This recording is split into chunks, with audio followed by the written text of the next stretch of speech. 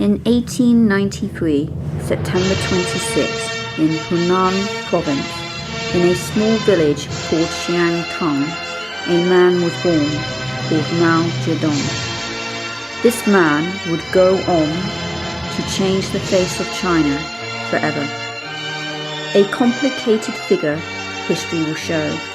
He was highly influenced in his early years by social Darwinism as well as Marxism.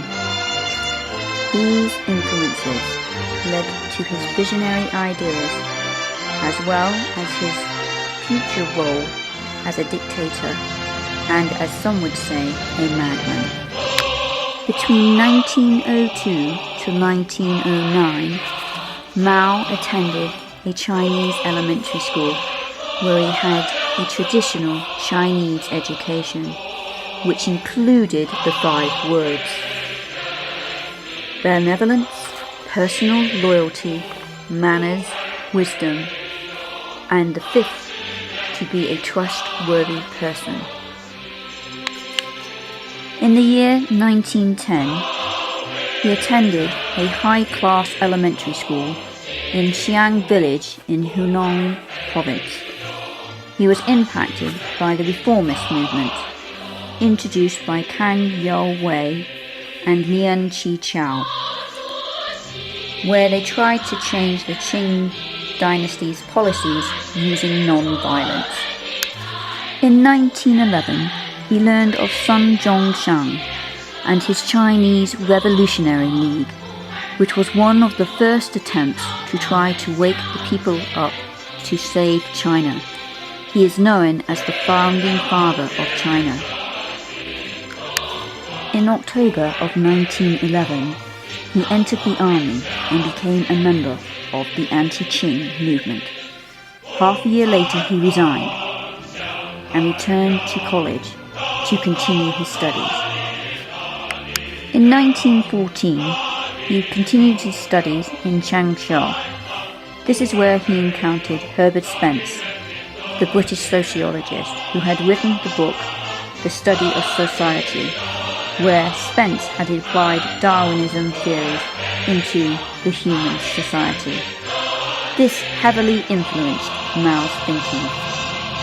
In April of 1917, he wrote and published his first essay called A Study of Physical Education in the journal called The New Youth.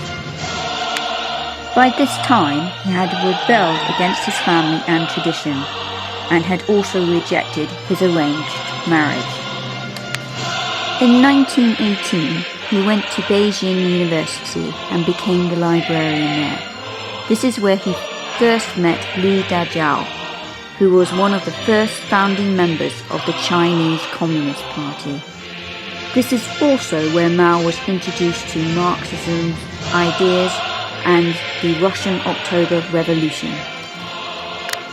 In 1919, he joined the May 4th movement and became the leader of his student group from Hunan Province. The 1919 May 4th movement was concerned with bringing in the new culture and eliminating the old. In the December of 1919, Mao read the book The Communist Party Manifesto in Beijing, and his ideas were highly influenced. Also, in a series of 9 articles for a Changsha newspaper, he extrapolated on the need for women's rights. A year later, in 1920, he became the leader of the communist group in Changsha. On December 1st, 1920, he wrote a letter to his friend Tsai Hassan, another founder of the Chinese Communist Party, saying he believed in the Marxist point of view.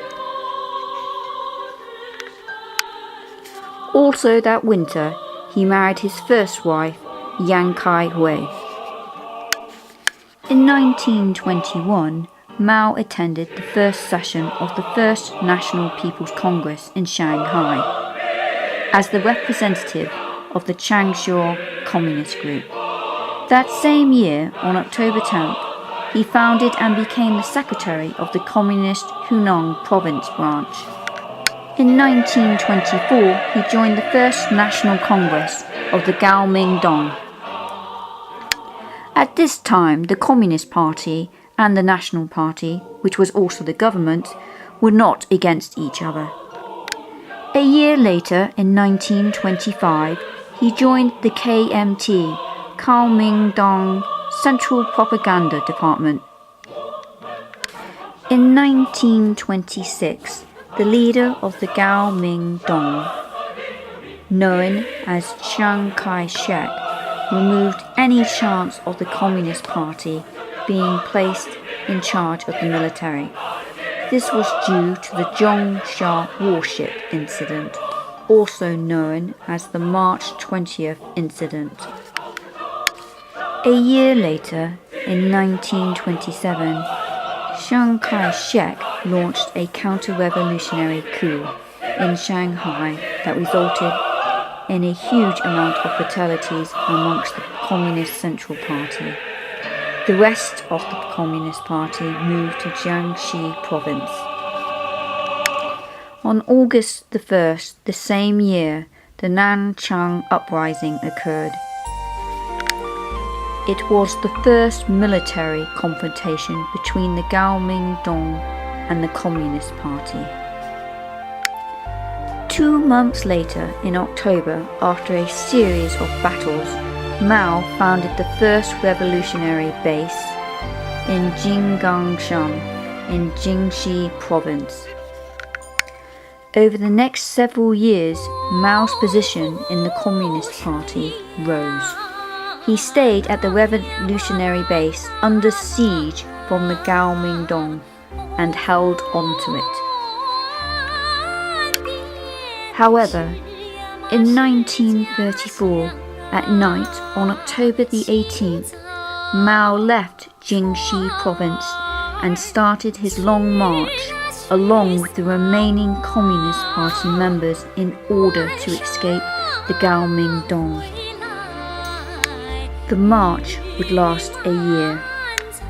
During the march, a meeting was held from January 15th to the 17th of 1935 in Zunyi City, Guizhou province. In that meeting, the communist leader Wang Ming was criticized and removed from power for being too leftist. Mao was his replacement, and he became the next leader of the Communist Party. During the Long March, they had some small victories, but along the way they lost around 150,000 members.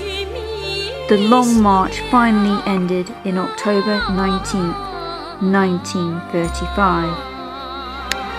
They arrived in Shaanxi province and finished the march there. About 50,000 members were left. At this point, they are still fighting the Kuomintang. In the March of 1936, the Communist Party advised the Kuomintang that they should stop fighting each other and collaborate to fight against the Japanese. That same year, from July to October, the American journalist Edgar Snow, the only foreigner who was allowed, visited Mao and reported about his life. In 1937, July 7th, the Marco Polo Bridge incident occurred.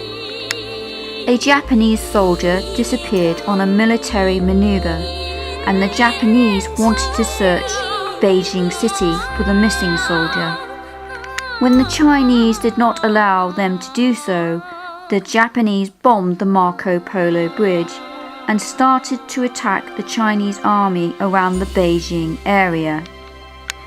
In 1937, August 25th, Mao sent troops to fight against the Japanese under the nationalist name. Since the Communists and the Nationalists were now cooperating, it was called the 8th Route Army. In 1941, the Southern Anhui incident occurred. Chiang Kai-shek wanted the 8th Route Army to move to Jiangbei City in 1 month. This angered the Communist Party, but they complied. When they moved to southern Anhui, they were ambushed by 80,000 national troops. The 8th Route Army only had 9,000 troops. They fought for 7 days and nights, but only 2,000 members made it. Several communist generals were killed, and the chief general was captured. His name was Yi Ting. The Communist Party was then prepared to fight the nationalists as well as taking on the Japanese. In 1945, the Japanese were defeated. Mao Zedong flew to the wartime capital, Chongqing, to have peace talks with Chiang Kai-shek. A year later, on June 26, 1946, the Kuomintang military attacked areas that were held by the Communist Party in central China.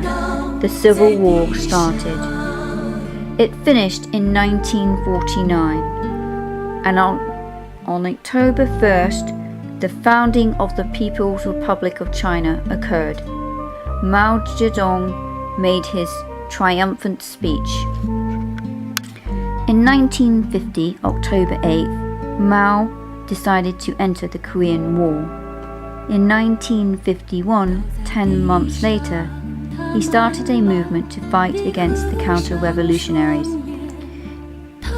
In the December of that same year, he started a movement called the Three Antis: anti-corruption, anti-waste, and anti-bureaucracy. In 1953, July 27th, Mao decided to sign the treaty that would end the Korean War.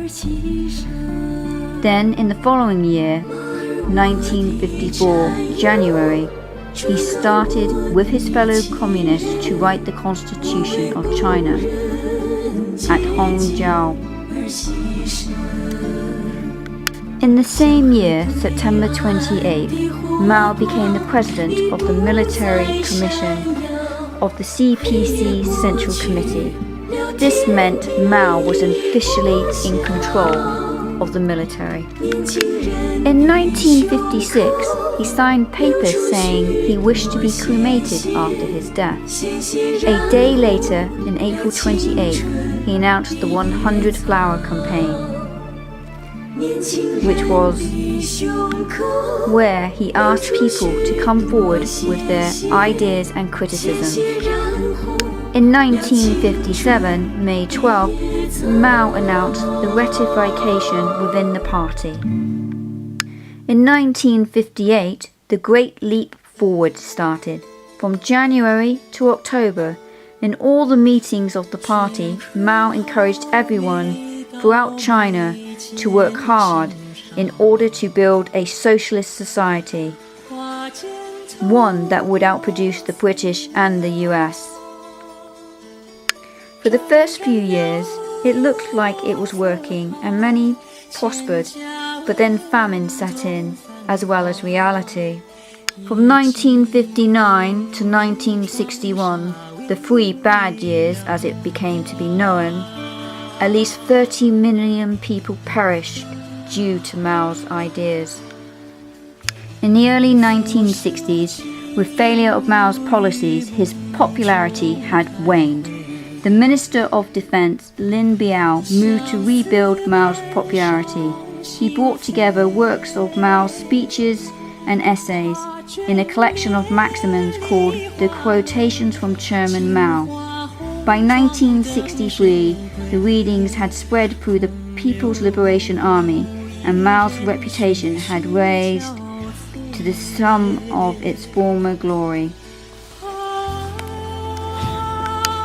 In the November of 1965, Yao Wen-yuan, a member of the Group of Four, published an article in a paper that officially started the Cultural Revolution. Mao was fully on board. One major reason was to hold on to his position of power. Another was so that he could purge his own party of those who he felt threatened his position. He took full advantage of students, and many young people became members of the Red Guards, an army of students with red armbands that were encouraged to challenge their professors and anyone else that failed to go along with Mao's ideas. They were encouraged to destroy any buildings, art objects, and temples that had any connection to the past. However, it was not only aimed at Chinese old customs and habits, it was also aimed at anyone who had a Western education, as well as those who had dealings with Western missionaries and businessmen, and anyone considered a counter-revolutionary.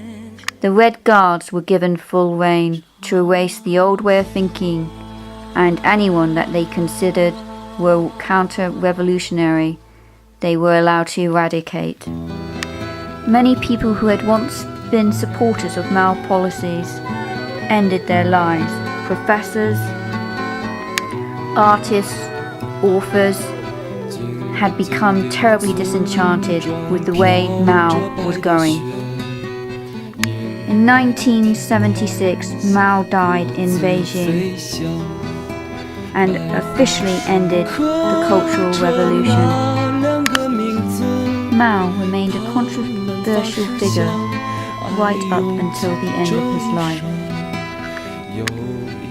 Was it his early influence from social Darwinism that pushed him to act in such a horrendous way during the Cultural Revolution? Or was it the fear of losing the popularity and his position of power? These things we may never know.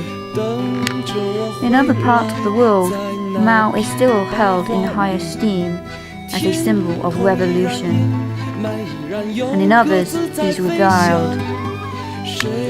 The one unavoidable truth is that he did change the path of China forever, and his influence is still being felt. 年轻的人们消失在白桦林。